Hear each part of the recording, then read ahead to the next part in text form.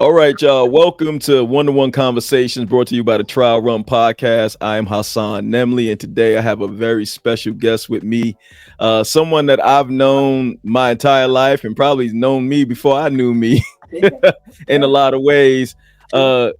Big sis, great friend of the family, like family, is family, Miss Anemkio Samuel, also executive director of Divas of Hope nonprofit organization. Thank you so much for having you. Appreciate you. Appreciate you for having me, little bro. Appreciate you. And I'm funny. You're the only person, probably a few other people that can call me little bro.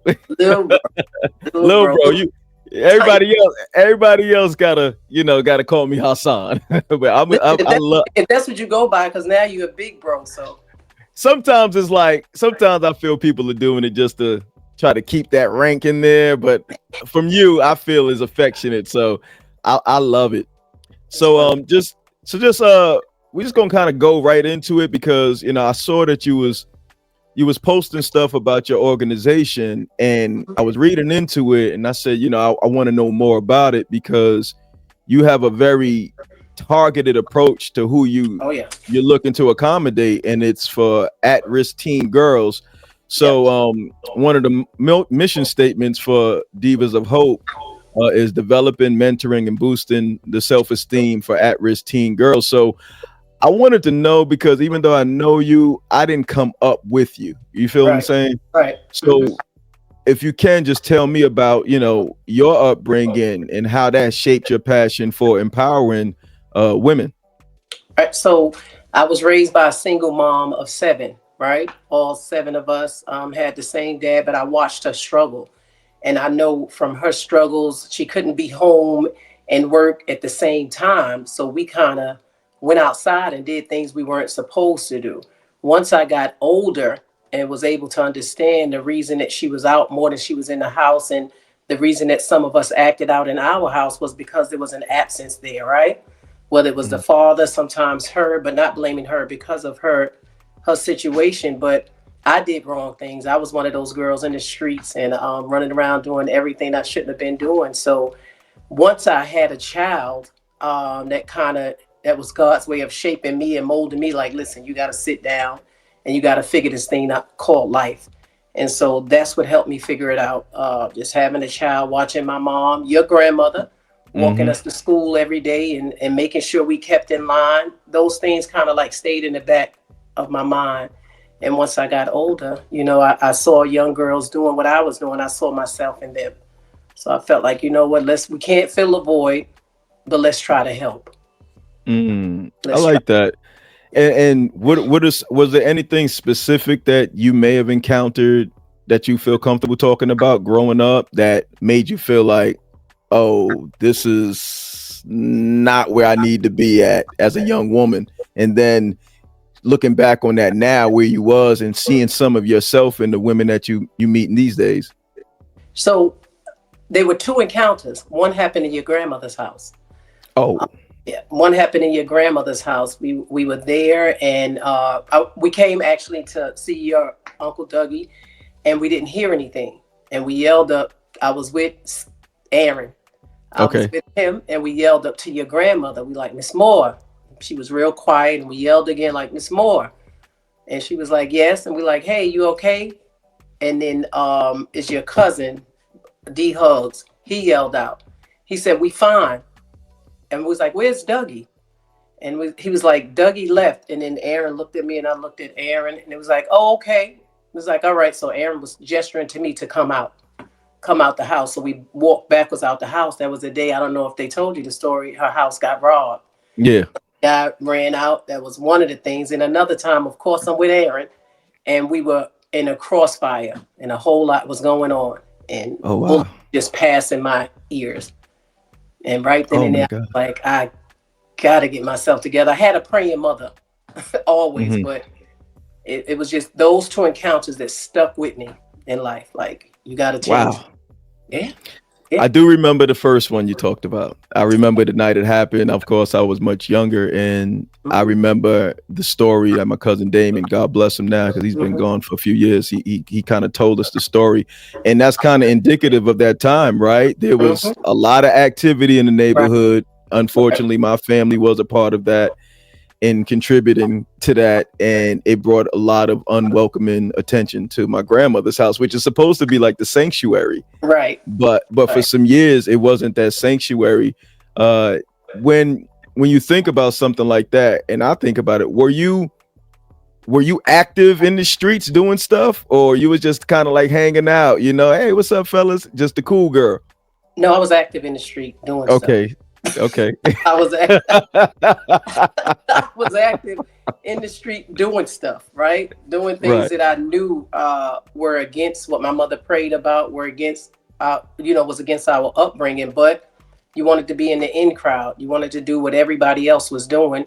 So you just fell in there, right? And Mm. played your role. Yeah, right. Playing that role is sometimes what you have to do to survive, Oh, yeah. right? And then you get a little bit older, you realize like I did still have an option and choices that I may have not seen then, but now I see it, and I'm trying to instill that in these young women to Yeah. know that you don't have to be a prisoner of your environment. So when talking about that, have you encountered any obstacles by way of like pushback, or maybe lack of cooperation, or even maybe some self-doubt while you were in the beginning stages of even developing and establishing Divas of Hope? Sure. So when there's always going to be that self doubt, right? If I do Mhm. this, what will people think? Will I be successful? Will I help enough people? So a lot of things play on your mind when you're trying to do better in life. But there's a lot of pushback. So I have a 6-week curriculum that I do with the young girls, and I do go into detention facilities as well and schools for 6 weeks. They go through a process. That first week is me introducing myself, them introducing themselves. That second week is kind of like us getting comfortable. So a lot of times I go back to my street mentality in order to understand them, right? So they don't Mhm. want anybody walking on with degrees and suits and ties because they feel like you can't relate to me, right? Little do they know I can, right? Right. So I go back to my street mentality just to get them comfortable and get them there to open up a dialogue with me. And then we start the process of the healing, of mentoring, of just being there for them. A lot of times, they just want somebody that's there. Most of the young girls that I've dealt with or deal with, they just don't have anybody that's there. So it's just like, yeah, Mm. you just somebody that's gonna come and go. Wow. Yeah. Was there like a trend that you probably was able to identify in doing the work that you're doing, maybe the family dynamic and social backgrounds of the young women that you mentor, that maybe speaks to like maybe a bigger issue in our society, or is everyone's circumstances kind of like independent of one another? So a majority of it, single parent, single mother, such as you had a baby young, don't know what to do with the baby. Some of the mothers stay, some of them go, some of them leave them out there just to survive on their own. And then you do have those that love discipline, right? They were never disciplined. And I Mm. put in discipline, I put in work. So they'll understand with the discipline comes the love. And when they Mm. get that feeling of, hey, she's not trying to harm me, she's actually trying to come in and help me. I don't tell them I'm trying to correct them. I tell them they already perfect, right? But I'm just Right. coming in trying to assist, trying to help you. I always show them both sides of the fence. I show them, listen, you used to this. Now make yourself uncomfortable like I did and get used to something like this that can benefit you. Wow. Yeah. Yeah. Is love a difficult thing for them to accept? Sure. Sure, because they Okay. feel like, yeah, they feel like, you know what? My mother loved me, but she didn't stay. My father supposed to love me, but I never met him. Mm. You got family that say they love you. They don't love you until I'm incarcerated. They don't love me until I'm doing wrong in school, and then they're there. So I try to tear down, tear down the walls, should I say, Mhm. the walls and the barriers to get right there to that heart. And once you Yeah. get there and they can trust you, it's all in from there. They're gonna follow it. They're gonna follow it. Is there any like misdirected energy that they may have when first encountering you, to the point where they look at you like an enemy, or is it more like, I'm just going to not trust her for now, but I'm going to respect her? Like, have you encountered any women that may have gotten try to get physical, or may have just kind of cuss people out or anything like that, or that doesn't really happen much? I haven't met physical because Okay. I pretty much let them know. Listen here, don't let the gray hair fool you, right? We know that's not happening. Yeah, but no, I've met them where mentally, of course, you have those people in your ear, the ones that don't want to change, and sometimes I'll just leave them and I let them know when it's time for you to come, you'll come, but I'm not here that long, right? So they'll Right. kind of see what I go through with the other young ladies, and you'll see them standoffish because they want to be bad, but I share a lot of personal stories with them up front. I Mhm. share it up front, and then when they're looking at me, they like, okay, maybe she does have something. I'm totally open. I'm totally honest with them of my background and what I've been through and where I am now, and they love it. A lot of them have really, really been successful. So what? How do you even how do you measure that success? So You know when what you, I'm? Go go ahead. I'm ahead. sorry. No, Yeah, you. because I know I remember seeing pictures and like congratulating some of the young women. So is this like a graduation or like a an acknowledgement, or is a ceremony that is in place? And how would you even measure their success once they go through the 6 week curriculum? So, some that go through the 6 week curriculum, though, some of those are transitioning out to society. So, I have a partnership with a college here, a technical college here, in which when they come out, if they want to get their GEDs, they get them for free, right? If they want to continue to go to that college, they have a program there that assists them, right? I measure their success about how they do, so Okay. it's gradually how they do, right? I don't tell them, this one is that or this one is that. I just watch their growth, and once they get to a certain plateau, a bunch of us will get together, we'll go out to eat at an exclusive restaurant where they've never been to. They got to Yeah. dress up, they got to come around, and they looking like, I'm like, listen, you're just like them. The only thing that happened is you took a detour in life, right? You're just like them. So they like that feeling of feeling important. Somebody parking a car, a valet parking a car. They never experienced that. Sitting Wow. down and being in an environment where people, I wouldn't say are successful, the people that just did the right thing in life. Wow, that's beautiful. Yeah. We never really think about that. Some of the simpler things that we may just look at a regular, ordinary life. Some people really don't experience that. Like I've had moments where I'm talking about traveling, and I meet people who've never been out the state, Right. and I'm to me it's very strange, but for them it's like it's a way of life. And then I'll think back to when I hadn't left Queens, right? Like it's like Right. there was a Right. time in my life that I didn't leave Queens, and it took me to move from Queens to the South just to spread my wings a lot more than I had, because before that, that's all I knew was just the neighborhood. That's right.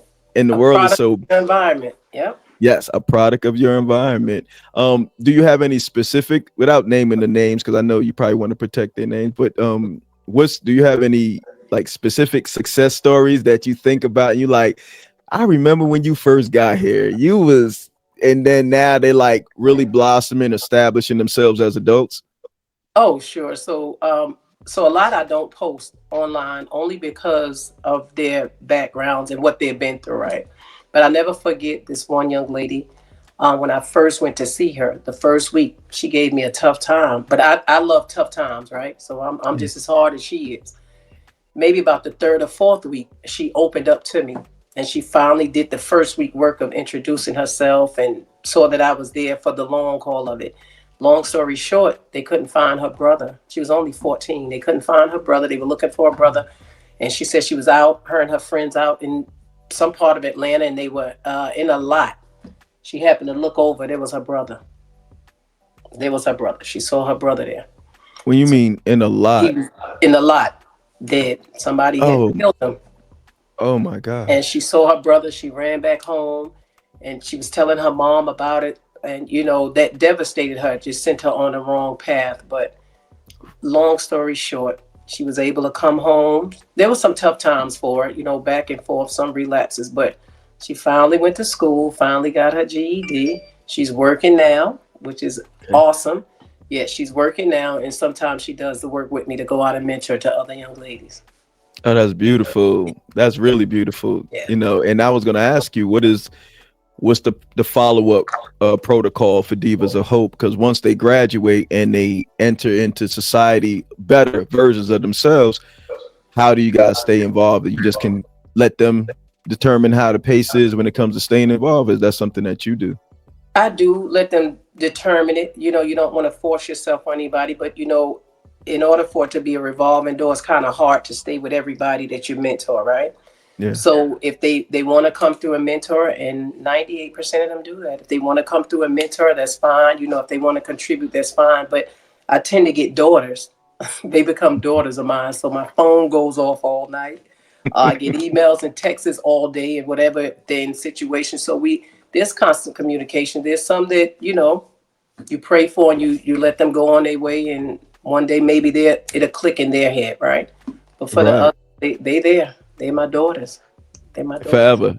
Forever. Forever. And ever, ever.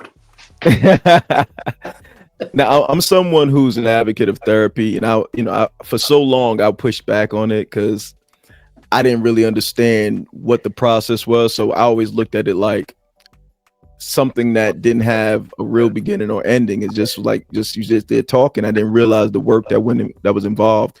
And then when I entered therapy the beginning of last year, I really saw that it wasn't just about talking. There's a lot of work. There's a lot of forgiveness work. How difficult that is, right? And and you tend to humanize people who you felt betrayed you or have betrayed you, Mm-hmm. in order for you to get to the point of radical acceptance, forgiveness, and ultimately not necessarily reconciliation, but certainly a more self-reclaiming yourself. Is part of that in the curriculum, therapy and follow-up therapy? Definitely. For those that want it. So Okay. I had to go to therapy first myself, right? Okay. Before I could even pour out into anybody else's life, right? And I thought it was a taboo thing. I'm not crazy, so I don't need to see a shrink, right? But when I went to therapy, I understood parts of me, and like you said, forgiveness, family, things that happen, and things that we were subject to. So they had to do therapy. And with the detention facility, they do have therapy there as well. But I do have a wonderful young lady who's a therapist who is always willing to do a FaceTime, always willing to talk with them. And it is part of the curriculum because in order for them to understand where they are, they have to go with inside and see it, right? So Mm-hmm. therapy is always a big part. That's what mentoring is, honestly. Right. It is. It's very much so. I somehow graduated from therapy. I didn't know I was supposed to, but my therapist said, Hassan, I don't have no more for you. And she was like, I thought you was gonna be fine anyway, but you could check in still when you feel comfortable doing it, but I think you're good.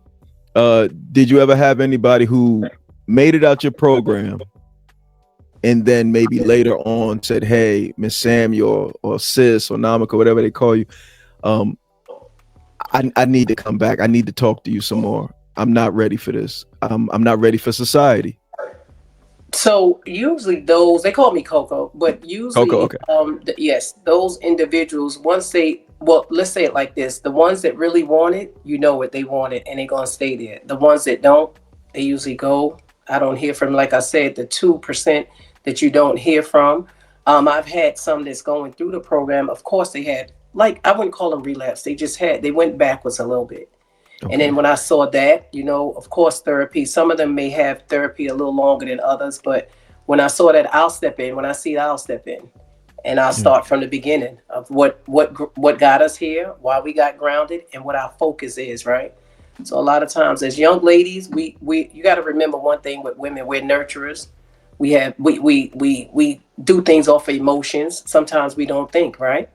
And that's just us, whether it's relationship, friendships, or doing wrong in the street. So you have to keep going back to that inner child in us sometimes in Mm. order to get us to grow to that woman you need us to be. Wow. I've Yep. never even looked at it that way. Yep. Yep. And that's a challenge for me because, when in relationships, I'm not even thinking like that. I'm a man, we're kind of point A to point B type of mentality, Right. like, Right.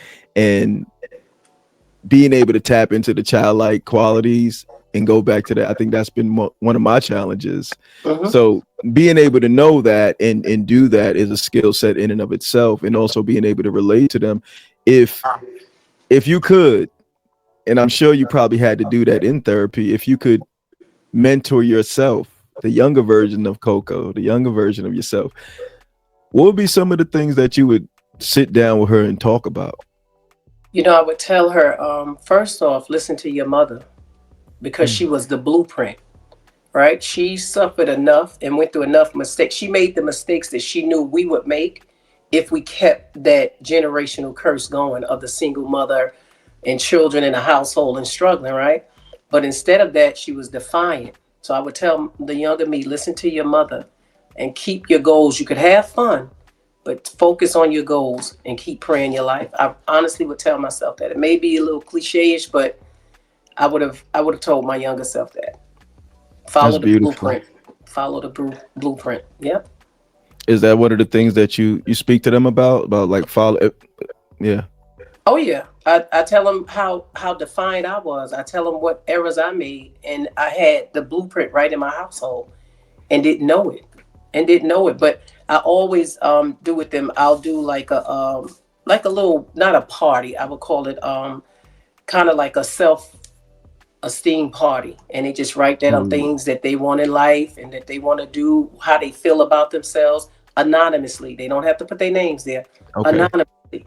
And then we'll wait about a week or two, and then we'll revisit those things. We'll visit those things, and I'll have them to check off the things that what they were able to accomplish by going through the program. Just check off the things, the self-esteem things, the doubt, the lack, the whatever. Just check it off, and then we deal with the positive things that's there. That's brilliant. A self-esteem party. Oh yeah, oh That's yeah, brilliant. oh yeah. That's I know people talk about vision board Vision parties, but boards. right, but a self-esteem party. That's absolutely brilliant. Um, as we come down as we wind down the interview, uh what are what do you think in an ideal world? Like what would that be for a healthy population of women? What would that look like? And the viewpoint of that from the Divas of Hope perspective. So a healthy population would be, um, I would say, us as a community more into each other, right? Us as a community dependent on each other more, right? Us as a community giving more. Us as a community doing more, regardless to what the outside noise is. Just us coming together and us building our own communities to where they once were. Because once we were there, remember when we were Yeah. all together before all of the noise happened. That's my ideal world. Us just coming together again as a community and building it. Do you think that women have to first come together with women before men and women can come together? Like we kind of got to do it amongst each other's first, or you think it's possible for us to just kind of be like, all right, brother, all right, sister, let's do it. I'm gonna make a lot of people mad. Black women, sure. Black women, sure. I work in a field that I have maybe about 80, 80 to 100 employees under me. And the most kickback is from black women. Mm, Black women. So once we realize that we're not there to hurt each other, we're not there to down each other, that we need each other to make it through love, it'll be a beautiful ideal world. But we gotta first come together. We have to. We wow. Yeah. We gotta erase that old noise that stays Yeah. in our ear from other people, right? And come Mm, together. And come together. Yep. I appreciate that honesty. So, how do we get more information on Divas of Hope? How do you go about bringing awareness to the organization and the great work that you guys have done and continue to do? Well, anybody can go into I have an IG page which is Divas of Hope, Divas underscore Hope. You can go on there, always send me a DM. I also have my webpage. They can always go onto my webpage if they know a young lady that, is in the metro area that does need assistance. It's divasofhope.org. They can go on there, they can submit an application in. We're gonna definitely contact them back and do our best. I appreciate you, and I appreciate you spending time with me. You know, the winter Of weather course. kind of hit us a little bit, but we finally was able to get together and make We this could handle happen. this. We from New York. This ain't nothing. Exactly. No, yo, so much love for you. I love Always. you. Always. Continue to I be love you more. great. And I'll let you know once we're ready to put this out there so you can promote and let people know what you guys do. Yes, sir, Mr. Hassan. Thanks so much, Namako. You All take care right. of Take yourself. care, darling. All right. All right, Love bye you. bye. Bye.